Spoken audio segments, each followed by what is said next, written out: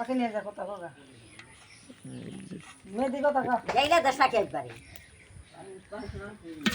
এই খাই গরম বাবু না বড় খাওয়া না দেখছ তো কত বড়টা কত সুন্দর দেওয়া যায় পানিতে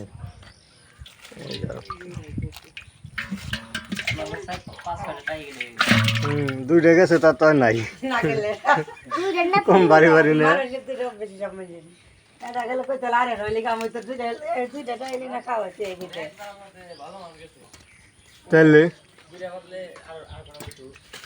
হ্যাঁ আর তো খাবো খাবো কত খাবার